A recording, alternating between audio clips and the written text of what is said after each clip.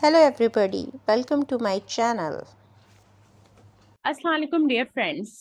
अगर आप एक फ्रीलांसर हैं, अगर आप नए फ्रीलांसर हैं या आपको थोड़ा वक्त हो गया है अपनी फ्रीलांसिंग करियर को स्टार्ट करते हुए और आप को नहीं पता है कि आपको किस बात पे चढ़ना चाहिए या आपको कंप्लीट रोड मैप का आइडिया नहीं है, आपको क्या-क्या करना चाहिए जिससे जो है वो आपको ज़्यादा से ज़्यादा क्लाइंट्स मिले, तो ये वीडियो फिर आपके लिए है। तो इसको एंड तक देखिएगा, मेरे चैनल को सब्सक्राइब कीजिएगा, लाइक कीजिएगा और शेयर कीजिएगा अगर पसंद आई ये वीडियो। सबसे पहले जो चीज़ आपको चाहिए एज़ अ फ्रीलांसर, अगर आप स्टार्ट करना चाहते हैं अपना करियर एज़ अ फ्रीलांसर, तो सबसे पहले आपको ये पता होना चाहिए कि आप एज़ अ फ्रीलांसर काम करना क्यों चाहते हैं। मतलब ये कि आप कोई पर्टिकुलर चीज़ है जो आपको अचीव करनी है, आपका वो लाइफ़स्टाइल है या आप जो है वो कोई एक्स्ट्रा इनकम अर्न करना चाहते हैं, ठीक है? ये चीज़ आपको बहुत क्लियर पता होना चाहिए। क्यों? क्योंकि इसकी वजह से क्या होगा कि आपको आगे जो है वो मोटिवेशन मिलेगी। क्योंकि ये बात याद रखिएगा मेरे दोस्तों कि फ्रीलांसर्स जो होते हैं, उनके ऊपर कोई सुपरवाइज़र तो मौजूद होता नहीं है। तो उनको खुद अपने आप को मोटिवेट करना पड़ता है, खुद अपने आप को पुश करना पड़ता है। उनको कोई डिक्टेट करने वाला या उनको रोज़ाना कोई काम कहने वाला नहीं होता कि आज तुमने ये करना है, ठीक है? तो अगर आप जो भी आपकी ज़िंदगी का अचीवमेंट है, जो आपको हासिल करना है, वो पता होगा, आपका गोल आपके सामने होगा, तो आपको जो है अ, उसको अचीव करने में मिलेगी और आपको एज़ अ फ्रीलांसर वर्क करने में मोटिवेशन मिलेगी। नेक्स्ट चीज़ जो है आपके पास कि जब आपको ये बात पता है कि आपके ऊपर कोई सुपरवाइज़र मौजूद नहीं है, कोई सुपरविज़न के लिए नहीं है, तो आपको अपने हर माइलस्टोन के लिए डेडलाइन खुद सेट करना है। फॉर एग्ज़ाम्पल अगर आपको अपना पोर्टफोलियो क्रिएट करना है, अगर आपको अपना रिज़्यूम बनाना है, तो आप उसके लिए अपना डेडलाइन खुद तैयार कीजिए कि मुझे जो है विदिन 2 डेज़ जो है वो अपना बेस्ट रिज़्यूम जो है वो प्रिपेयर करना है या अगर मुझे पोर्टफोलियो डिज़ाइन करना है तो मुझे अगले 5 दिनों में अपना बहुत अच्छा-सा पोर्टफोलियो बना लेना है, ठीक है?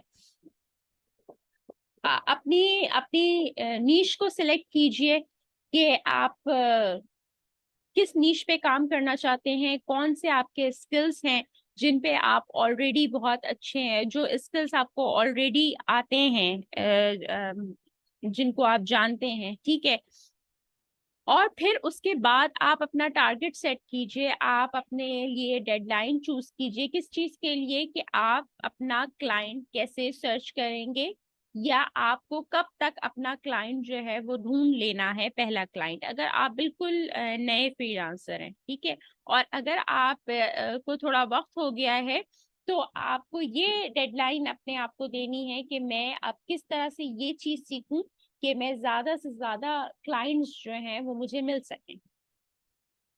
नेक्स्ट चीज़ जो आती है वो आती है कि आप अपना नीश सिलेक्ट कैसे करेंगे, ठीक है? जो-जो स्किल्स आपको अभी आते हैं, ठीक है? आप पहले उनकी लिस्ट तैयार कीजिए। फॉर एग्ज़ाम्पल अगर आप एक कंप्यूटर से रिलेटेड आईटी से रिलेटेड बंदे हैं, फॉर एग्ज़ाम्पल आप जो है वो एक सॉफ्टवेयर डेवलपर हैं, ठीक है? तो आप उसी स्किल को अपना नीश बना के आगे काम कीजिए, ठीक है? आप ऐसे क्लाइंट ढूँढिए जिनको आप जो है वो सॉफ्टवेयर डिज़ाइन करके दे सकें, ऐप्स डिज़ाइन कर के दे सकें। अगर आप फॉर एग्ज़ाम्पल आप जो है वो आपको लिखने का शौक है, ठीक है? और आपको पता है कि मैं एक बहुत अच्छा कंटेंट प्रोवाइड कर सकता हूँ किसी को, तो आप उसको अपना नीश बनाइए और आप ऐसे क्लाइंट्स को ढूँढिए जिनको कंटेंट चाहिए जिनके लिए आप कंटेंट लिख सकते हैं, ठीक है? अब वो कंटेंट बहुत सारे मुख्तलिफ तरीकों के हो सकते हैं, ठीक है? एज़ अ कंटेंट राइटर अगर आप फ्रीलांसिंग को जॉइन करना चाहते हैं, तो उसके भी काफ़ी सारी फ़ील्ड्स हैं जहाँ पर आप जा सकते हैं, ठीक है? उसके अलावा आप अगर एक ग्राफ़िक डिज़ाइनर है, तो आप उसको ही आगे लेकर अपना फ्रीलांसिंग करियर जो है वो कंटिन्यू कर सकते हैं। और अगर इन सब में से अभी फिलहाल आपको कुछ भी नहीं आता, तो आप बिल्कुल भी परेशान नहीं होइए। ये मत सोचिए कि आपके लिए फिर फ्रीलांसिंग का करियर नहीं है, नहीं, बिल्कुल भी ऐसा नहीं है। क्योंकि आपको कुछ ना कुछ तो डेफिनेटली आता होगा। आप एमएस वर्ड जानते होंगे, या एमएस एक्सेल जानते होंगे, या पावर पॉइंट पे आपको प्रेजेंटेशंस बनानी आती होंगी, या फिर आप डेटा एंट्री करना जानते होंगे। कोई ना कोई ऐसा स्किल आपके अंदर जरूर होगा जो कि आप जिसको आप अपना नीश बना के चल सके। आप अगर टीचिंग बहुत अच्छी करते हैं तो आप एज अ टीचर भी फ्रीलांसिंग कर सकते हैं, ठीक है। बहुत सारी आपको वेबसाइट्स मिल जाएंगी जहां पर उनको ट्यूटर्स चाहिए होते हैं, और आप एज अ अपना जो है वो वहां पर एज अ फ्रीलांसर अपनी सर्विसेज को दे सकते हैं, प्रोवाइड कर सकते हैं, ठीक है। फिर दूसरी चीज जो है वो, अगर आपने जब आपने अपना नीश सेलेक्ट कर लिया है, फॉर एग्जांपल आप ये बात कहते हैं कि मुझे जो है वो एमएस एक्सेल बहुत अच्छा आता है और मैं एक एमएस एक्सेल में एक्सपर्ट हूँ, ठीक है। तो फिर आपको ये सोचना चाहिए कि उसमें एमएस एक्सेल में ऐसी क्या क्या चीजें हैं जिनमें नॉर्मली लोगों को प्रॉब्लम्स आती हैं, और मैं अपने क्लाइंट को वो चीजें करके दे सकता हूँ। फॉर एग्जाम्पल, कुछ लोगों को एमएस एक्सेल में चार्ट बनाने में बहुत मुश्किल होती है, कुछ लोगों को ग्राफ्स बनाने में बहुत मुश्किल होती है, कुछ लोगों को फॉर्मल डिजाइन करने में मुश्किल होती है। अगर आप इन सब चीजों में माहिर हैं तो फिर आप एक बहुत अच्छे एमएस एक्सेल एक्सपर्ट बन सकते हैं और अपनी सर्विसेज दे सकते हैं उन क्लाइंट्स को जिनको इनमें प्रॉब्लम्स आ रही हैं। नेक्स्ट चीज जो आपको करना है, फर्स्ट ऑफ ऑल तो आप अपना रिज्यूम बनाएंगे, यानी कि आप अपना सीवी बनाएंगे ही बनाएंगे, ठीक है। उसके बाद जो दूसरी चीज जो फ्रीलांसर्स को चाहिए होता है वो होता है पोर्टफोलियो। बेसिकली पोर्टफोलियो होता क्या है? पोर्टफोलियो जो है वो आपके प्रीवियस वर्क का एक कलेक्शन होता है, ठीक है, जिसमें आप सामने वाले को ये बताते हैं कि मुझे ये स्किल्स आते हैं, ठीक है, और आप उसमें अपने हाईलाइट शो करते हैं। फॉर एग्जाम्पल, अगर आप कंटेंट राइटर हैं और मुख्तलिफ चीज़ों पे लिखते हैं, फॉर एग्जाम्पल आप हेल्थ टॉपिक भी लिखते हैं, फॉर एग्जाम्पल आप प्रोडक्ट डिस्क्रिप्शन भी लिखते हैं, फॉर एग्जाम्पल आप जो है वो सेल्स कॉपी भी लिखते हैं, ठीक है। तो आपने अपने पोर्टफोलियो पे डिफरेंट जो आपके कंटेंट राइटर की कैटेगरीज हैं उनके एक एक सैंपल्स जो है अपने पोर्टफोलियो पे, एक एक आपका जो प्रीवियस वर्क है उसको अपने पोर्टफोलियो में ऐड करना है, ताकि जब भी आप अपने रिज्यूम के साथ अपना पोर्टफोलियो अटैच करें, आप अपना पोर्टफोलियो अपने क्लाइंट को भेजें, तो वो ये बात देख सके कि ठीक है, इसको ये जो है वो इस फील्ड में जो है वो इस कैटेगरी में बहुत अच्छी तरीके से काम कर सकता है।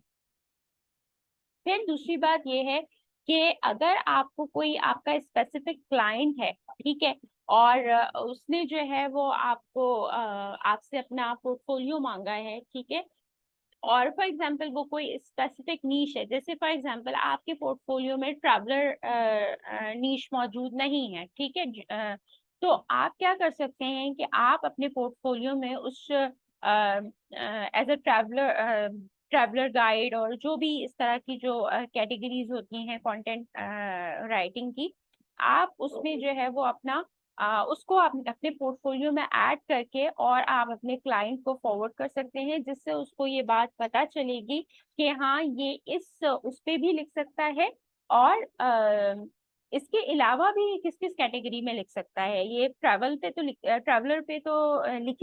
सकता है, लेकिन उसके अलावा वो जो है वो सेल्स कॉपी भी लिख सकता है, वो हेल्थ पे भी लिख सकता है, और डिफरेंट निशेस पे भी काम कर सकता है। अगर आप के पास प्रीवियस वर्क नहीं है, आप बिल्कुल न्यू भी हैं, ठीक है, तो फिर आप पोर्टफोलियो कैसे बनाएंगे? क्योंकि आपके पास, आप कहेंगे मेरे पास तो कोई प्रीवियस वर्क नहीं है, तो आपने कहीं ना कहीं से, तो जाहिर सी बात है, ये स्किल सीखा होगा, ठीक है, और जब आपने सीखा होगा तो आपने कोई ना कोई अपना एक हैंड ऑन एक्सपीरियंस के लिए जो है वो वर्क किया होगा। तो वो जो आपके वर्क सैंपल्स होंगे आप उनको पोर्टफोलियो में ऐड कर सकते हैं। अगर वो उस लेवल के नहीं है तो उनको मजीद पॉलिश करके आप अपने पोर्टफोलियो में डाल सकते हैं।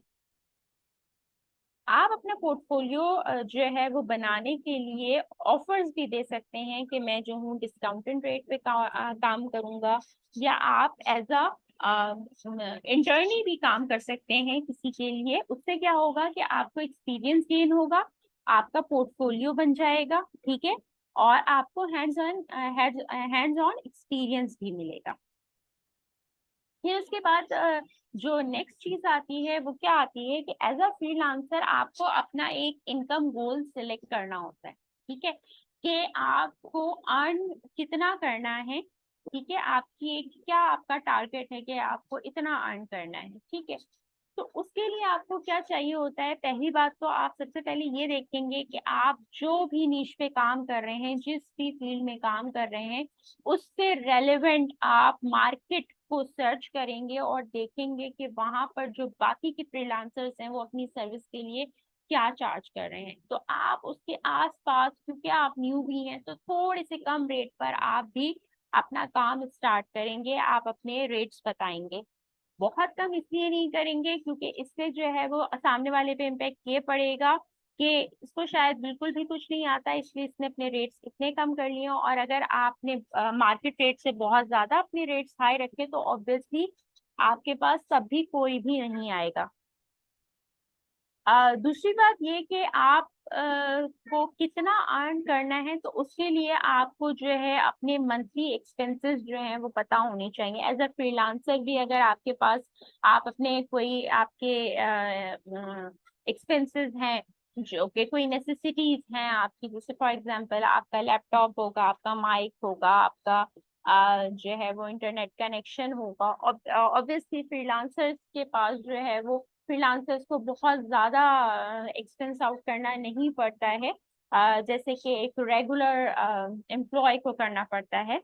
लेकिन फिर भी तो आपको ये सारे एक्सपेंसेस अपने नोट डाउन करने चाहिए, ताकि आपको पता हो कि मेरे पास जो मेरी इनकम, मैंने जो अपना इनकम गोल सेट किया है और जो मैंने अपने रेट्स जो हैं वो फिक्स किए हैं, तो उसके बाद मेरी जो एक्सपेंसेस हैं वो पूरे होने के बाद मेरे पास मेरी अर्निंग भी आ रही है। क्योंकि अगर ऐसा नहीं होगा तो कुछ दिनों के बाद जो है वो आप फ्रस्ट्रेटेड होना शुरू हो जाएंगे और आपको ऐसा लगने लगेगा कि फ्रीलांसिंग की फील्ड में अर्निंग नहीं है, ये सिर्फ ऐसे ही है, इसमें कोई अर्निंग नहीं है। तो आपको एक पूरा कैलकुलेशन करना पड़ता है इसमें, ठीक है। ऐसा ही नहीं होता कि आप उठें और आप कहें कि ठीक है।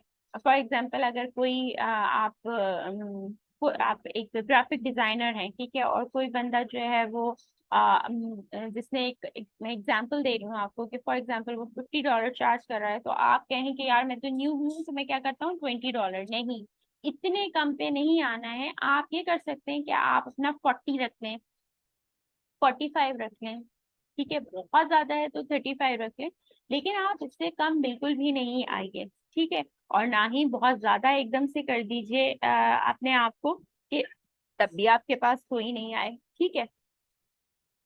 नेक्स्ट चीज जो है वो क्या करना है कि स्टार्टिंग में जो है वो जब आपका बिजनेस ग्रो हो रहा है, ठीक है, तो आप अपनी फ्रीलांसिंग एक्टिविटीज के ऊपर कम से कम इन्वेस्ट करें। मतलब अगर आपके पास जो भी लैपटॉप है, आप कोशिश करें कि आप उसी को यूटिलाइज करके अपनी फ्रीलांसिंग करियर को शुरू कर सकें।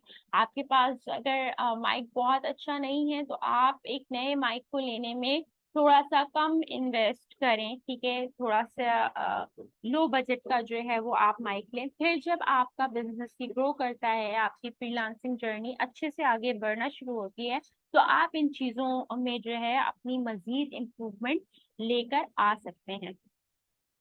अगर शुरू में ही आप जो है वो पहले एक्सपेंसेस कर लेंगे सारे, ठीक है, अमूमन लोग क्या करते हैं कि वो सोचते हैं कि अच्छा ठीक है मुझे ये फ्रीलांसिंग का काम शुरू करना है और मैं जो हूँ ना वीडियोस बनाऊंगा, तो वो क्या करते हैं कि वो एक महंगा सा लैपटॉप भी ले लेते हैं, फिर उसके बाद जो है वो कैमरा भी ले लेते हैं, लाइटिंग के लिए भी एसेसरीज जो भी चीजें होती हैं उनकी वो भी ले लेते हैं, माइक भी ले लेते हैं, सारी चीजें ले लेते हैं। और उसके बाद क्या होता है कि ऑलरेडी ही वो इतना ज्यादा बजट उसमें लगा चुके होते हैं कि फिर जब वो आगे के कुछ महीने, क्योंकि देखिए जो भी आप काम शुरू करते हैं, अगर आप ग्रेजुएट भी हैं, आप पास आउट करते हैं, तो आपको 2 से 3 महीने तो कम से कम लगते हैं जॉब को सर्च करने में। ठीक है, अगर आप बिजनेस स्टार्ट कर रहे हैं तो हर बिजनेसमैन ये बात करता है कि आपको शुरू के 6 महीने तो अपने बिजनेस पे लगाने ही लगाने हैं।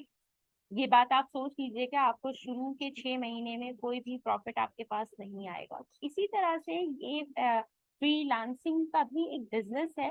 तो इसमें भी शुरू में आपको बिल्कुल ऐसा नहीं होगा कि आप कहें कि आज मैंने सोचा है, आज मैंने अपनी एक वीडियो बनाई है, या आज मैंने एक कंटेंट लिखा है और कल से मैं अर्निंग शुरू कर दूंगा। तो ऐसा बिल्कुल भी नहीं होता है। तो इसलिए जो है वो शुरू में आप अपने एक्सपेंसेस लो रखें, चीजों पे जो है वो इन्वेस्टमेंट कम से कम करें, ताकि आपको अर्निंग का जो है वो मौका मिल सके। नेक्स्ट चीज क्या है, work on your brand. Work on your brand का क्या मतलब हुआ, यानी कि आप एज अ फ्रीलांसर हैं, ठीक है, आपने सोच लिया है कि मुझे एज अ फ्रीलांसर वर्क करना है। तो आपने सबसे पहले क्या करना है, सबसे पहले जो है वो ये सारी चीजें तो आपने बना ली, अपना रिज्यूम बना लिया, अपना पोर्टफोलियो बना लिया, ठीक है, आपने ढूंढ लिया है कि मुझे किस स्किल पर काम करना है, और उसके बाद आपने ये सारी चीजें करी। अब आपने नेक्स्ट काम क्या करना है कि अपने आप को एडवर्टाइज करना है। एडवर्टाइज आप कहाँ करेंगे, डिफरेंट सोशल मीडिया प्लेटफॉर्म्स हैं, जैसे फेसबुक है, ट्विटर है, इंस्टाग्राम है, लिंक्डइन है। ठीक है, आप अपना प्रोफाइल बना सकते हैं लिंक्डइन पर, आप अपनी गिग्स बना सकते हैं फाइवर पर, आप अपने अपवर्क के प्रोफाइल को बहुत अच्छा सा बना सकते हैं। ठीक है, और इस तरह से जो है वो आप अपनी एडवर्टाइजमेंट कर सकते हैं कि ठीक है, मैं जो हूँ एज अ फ्रीलांसर काम करता हूँ और मेरा स्किल ये है, और मैं आपको ये सर्विसेज प्रोवाइड कर सकता हूँ। दूसरी चीज क्या होती है कि जब आपने सोशल मीडिया प्लेटफॉर्म्स को ज्वाइन किया, तो सिर्फ ये नहीं करना है कि आपने उसको ज्वाइन किया या सिर्फ आपने एक दफा ये बात कह दी कि मैं जो हूँ कंटेंट राइटर हूँ, या मैं तो जो हूँ वो वीडियो एडिटर हूँ, या जो भी XYZ में वेब डिजाइनर हूँ, और बस आपने पोस्ट लगा दिया और आपने कहा कि मुझे अगर आपको जरूरत है तो आप हार के। नहीं, ये बिल्कुल गलत तरीका है। बल्कि आपको ये करना चाहिए कि आप उस प्लेटफॉर्म पे देखें कि अगर कोई कोई क्वेश्चन पूछ रहा है तो आप उसका आंसर करें, ठीक है, उसकी प्रॉब्लम्स को सॉल्व करें।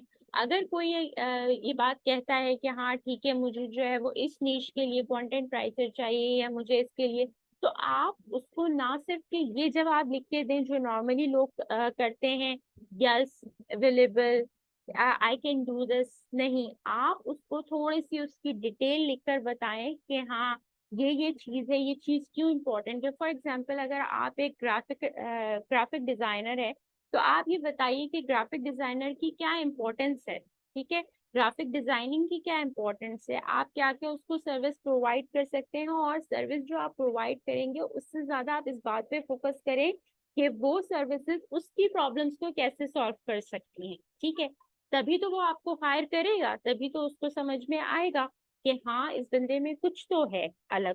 ठीक है, फिर आप क्या कर सकते हैं कि आप जब प्लेटफॉर्म्स ज्वाइन करते हैं तो इससे एक और एडवांटेज ये होता है कि आप ज्यादा से ज्यादा लोगों से इंटरेक्ट करते हैं।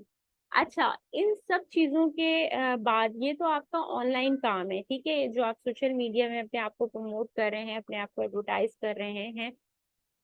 ठीक है, दूसरी चीज क्या हो सकती है, अगर आप बिल्कुल न्यू भी हैं, तो इसके साथ साथ आप क्या करें, अपने फैमिली, अपने फ्रेंड्स, उनको बताएं कि मैंने ये वाला काम शुरू किया है, और मैं जो हूँ मैंने ये स्किल सीख लिया है और अब मैं इस पे काम करता हूँ।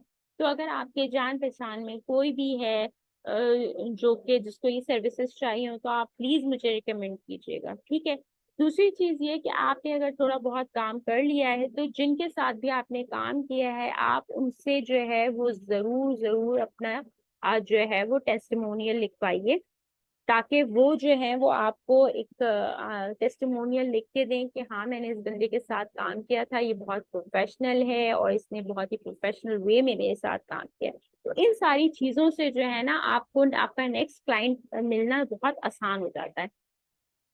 और यही चीजें करते करते जो है आप अपना प्रोफेशनल नेटवर्क भी बिल्ड कर लेते हैं। ठीक है, कि आप, जाहिर सी बात है, जब आप इस तरह से काम करना शुरू करेंगे, आपको पहला काम मिलेगा, आप उसको अच्छा सा काम करके देंगे, ठीक है, पूरी ईमानदारी के साथ काम करके देंगे।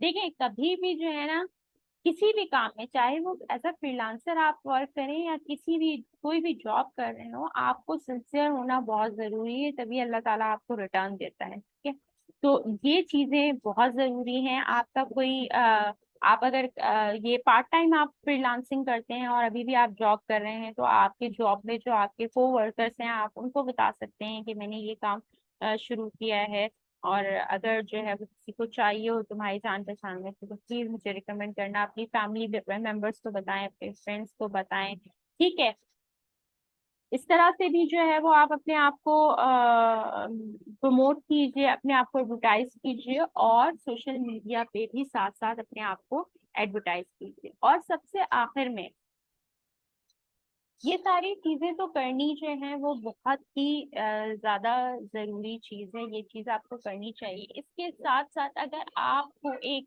मेंटोर मिल सकता है, आपको एक मेंटोरशिप मिल सकती है, ठीक है, तो उससे ज्यादा बेस्ट कुछ भी नहीं होगा। ठीक है, क्यों? क्योंकि मेंटोर जो है वो आपको एक एक चीज में आपको गाइड करता है, आपको बताता है कि आपको अपना रिज्यूम कैसा बनाना चाहिए। जब आप अपना रिज्यूम बना लेते हैं, तो आप उसको जो है वो गो थ्रू करवाते हैं, वो आपको बताता है कि इसमें क्या चीज गलत है, क्या चीज सही है, वो आपकी मिस्टेक बताता है और आप उसमें इम्प्रूवमेंट आपसे करवाता है। ठीक है, इसी तरह से वो आपको आपके पोर्टफोलियो को डिजाइन करने में मदद कर सकता है। आपको अगर कोई क्लाइंट मिलता है, तो वो आपको उसकी डीलिंग बता सकता है कि आपको उसके साथ किस तरह से डील करना चाहिए। तो अगर आपको जो है वो एक मेंटोर मिल जाता है, तो ये बहुत अच्छी बात है। और दोस्तों, एक बात याद रखिएगा कि कोई भी काम जब आप करना शुरू करते हैं, तो आपके अंदर उसमें जो है एक कंसिस्टेंसी होनी चाहिए। ये बिल्कुल भी मत समझिएगा कि लोग ये कहते हैं कि आप 2 से 3 घंटे काम करें और आप फ्रीलांसर बनकर जो है वो बहुत सारा पैसा अर्न करें। ऐसा बिल्कुल भी नहीं होता है। आपको एज अ फ्रीलांसर भी मेहनत करनी पड़ती है, और अगर आप 2 से 3 घंटे भी दे रहे हैं, तो वो आपको डेली देने पड़ते हैं, बगैर किसी नागा के। यानी कि आपको ऐसा नहीं करना है कि आप एक दिन कहें कि मैं 6 घंटे दे रहा हूँ, और फिर 3 दिन के लिए आप गायब हो जाएं, 3 दिन आप कोई काम नहीं करें। फिर आपको ख्याल आए कि वो मैंने तो पिछले 3 दिन से कोई काम ही नहीं किया, किसी चीज पर कुछ कोई वर्कआउट ही नहीं किया है, मैंने तो कुछ किया ही नहीं है। और फिर आप बैठे और फिर 3 घंटे करें, और फिर आप कहें कि बस अच्छा ठीक है। इस तरह से आप जो है ना, आपको रिजल्ट मिलेगा भी नहीं। और जब आपको रिजल्ट नहीं मिलेगा और आप देखेंगे कि मुझे तो काम शुरू करते हुए 1 महीना हो गया, मुझे तो कोई रिजल्ट ही नहीं आया, तो आपको काम शुरू करते हुए अगर 1 महीना हो गया, तो आप ये तो देखिए कि उस 1 महीने में आपने काम कितने दिन किए हैं, कितने घंटे सही से काम किए हैं। ठीक है, क्योंकि कहते हैं ना कि थोड़ा थोड़ा काम करें, मगर कंटिन्यूटी में काम करें, तो उससे जो है आप की प्रैक्टिस बहुत अच्छी होती है और आप बहुत जल्दी परफेक्ट हो जाते हैं। तो उम्मीद है कि ये वीडियो आपके लिए हेल्पफुल रही होगी। अगर हेल्पफुल रही होगी तो कमेंट में मुझे जरूर बताइएगा। पसंद आए तो लाइक कीजिएगा, शेयर कीजिएगा और मेरे चैनल को सब्सक्राइब कीजिएगा। Thank you. Allah Hafiz.